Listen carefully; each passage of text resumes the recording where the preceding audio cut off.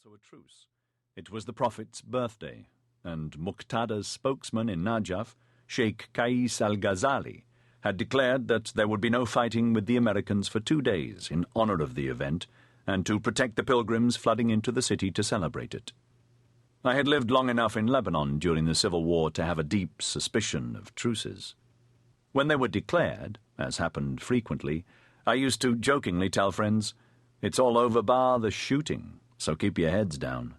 True to form, we could already hear the menacing crackle of machine gun fire coming from somewhere in the date palm groves around Kufa.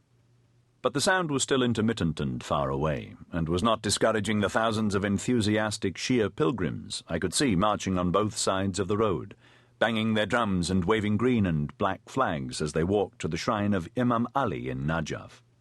One of the most surprising and attractive aspects of the new Iraq was the popularity among the Shia of pilgrimages that had been banned or limited in number by Saddam Hussein. Haider told Basim to stop, so we could ask the militiamen if we were on the right road to Kufa. They would know if the Americans were firing on the road, and if they had heard anything about a press conference being given by Qais al-Ghazali. They were immediately suspicious.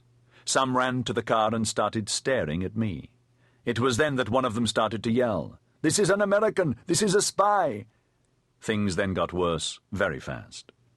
They dragged me out of the car and started handing around the kafir to one another as evidence of guilt. Haider was trying to say I was Irish and a journalist. It did no good. Other militiamen took up the shout, "He is an American! He is an American!" 2 of the militiamen turned on Haider and said, "How dare you bring him to the shrine of Imam Ali?" Haider protested he came from a family of Sayyids, descendants of the Prophet Muhammad, and furthermore his family originally came from Najaf. The Mahdi army men started to go through my brown shoulder bag. I had bought it in Peru 3 years earlier because it was exactly the right size for carrying the small number of items necessary for a journalist. They found the contents very incriminating as they took out a notebook, a Thuraya satellite phone, which looked like a large black cell phone, and a camera. For some reason, cameras have always been regarded with deep suspicion by Iraqis as evidence of espionage.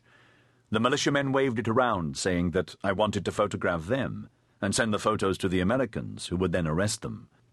They started to push me around, and one of them kicked me. I thought they were working themselves up to kill us. Basim thought so too. I believe that if Patrick had an American or English passport, they would have killed us all immediately, he said later. One of the militiamen was peering at me suspiciously and suddenly sniffed. He pointed at me and said, "He is drunk. He drank alcohol before coming here." A second Mahdi army man turned on Haider and accused him of drinking alcohol with foreigners. Bridling at this, Haider, who was losing no chance to stress his Shia credentials, shot back, "How dare you accuse me of coming to the holy city drunk when I don't drink and come from a Sayyid's family? If I was drunk, you would smell the alcohol." While this curious argument was going on, the militiamen probably had no idea what alcohol smelled like. 2 of the angriest men were trying to hustle me into a separate car. I thought if they did succeed in driving me away, they would in all likelihood shoot me. I put my hand flat on the chest of one of them and pushed him back firmly, but I was also very eager to avoid a fight. Nobody seemed to be in charge of this Mahdi army detachment, and there was no reason why one of them should not decide to end the argument there and then with his pistol or Kalashnikov. They looked like men who killed very easily. They asked, reasonably enough, why I was wearing a kafir. Haider explained that it was to avoid kidnappers in Latafia. "Are you scared for your money?" asked one of the Mahdi army. "It is for our life, not just our money," Haider replied.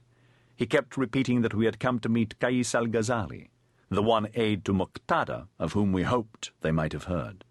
Finally, to my intense relief, one of the militiamen said that they would take us to the main mosque in Kufa, where the sheikh, a sheikh is a cleric not descended from the Prophet, who wears a white turban, a Sayyid wears a black turban, will decide what to do with you.